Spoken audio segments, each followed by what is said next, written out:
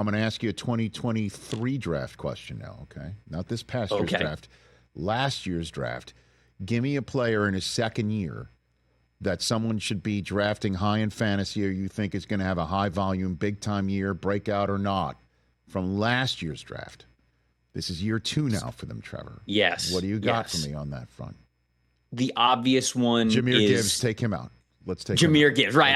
Okay. I had to say that. I had to say that right off the bat. Because otherwise they're like, what is Trevor doing? You know, right. Too much pomade is seeped into his skull. You know, but what do you got for me outside of Gibbs? Because he would be one of my. I'd have to consider taking him in the first round of my fantasy draft for sure. Yeah, you know, like even very high draft choice. But give me somebody year 2. Do you think could be a receiver? Could be a it could be a tight end, could be a running back. Who do you think is going to have a high volume breakout this year? Well, I just mentioned a couple of minutes ago, and I'll go with him, Dalton Kincaid. I genuinely think that Dalton Kincaid could very well be the target leader in Buffalo's offense. And you got to think about Buffalo's situation too.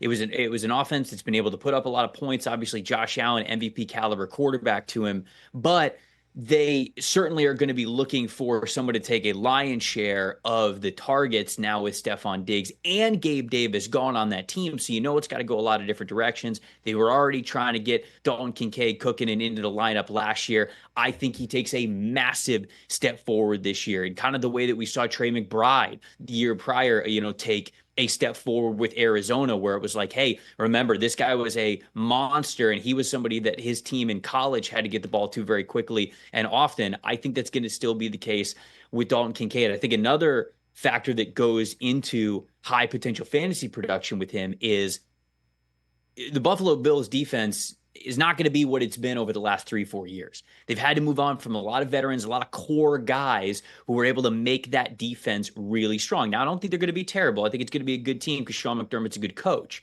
But I don't think they're going to be holding teams to as low of a output as they have been in years past. So that is going to what? Ramp up the demand to score more points. I think that is going to improve what the projections are for Dalton Kincaid. To me, he could be one of the top fantasy tight ends in the league this year. I like that one. I got one for you. What do you think? And even though he's second on the depth chart in Cincinnati, what about Chase Brown? What about him? I love Chase Brown. Right? He was somebody who was one of my top breakout players for this season. And the reason why is because, you look at what Joe Mixon has been over the last couple of years for them. Maybe the efficiency's kind of gone down a little bit for Joe Mixon, but the volume has always been high. They have always liked to run their offense kind of through what their running backs were able to do, not just on the ground, but also in the passing game. Okay, you think about Zach Moss. All right, maybe if Zach Moss is RB1 for them on early downs, Chase Brown had the highest receiving grade of their backs in the second half of last season. So you know that he's at least going to start to get those third down opportunities to show what he could do as a receiver. He's incredibly athletic. Then you pair that with what he did in his final year when he was at Illinois.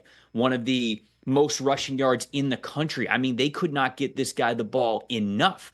And when I kind of looked into their background, not just him, but also his brother, Sidney Brown, I love just where they come from, their roots, their work ethic, their mentality. These are two dudes that you absolutely want to bet on. So Chase Brown, no doubt about it. You might be spoiling it for some people who haven't had their leagues yet, who are hoping to get him as a big-time sleeper. But I think Chase Brown could be the RB1 in Cincinnati during the second half of the season. I don't know how I'm breaking the eggs, man. I'm just trying to make the omelet. You know what I mean? Like, I'm just trying to get people smarter. That just dispense information, Trevor. You know what I mean? I can't concern myself with ruining things for other people. I just trying to make people smarter.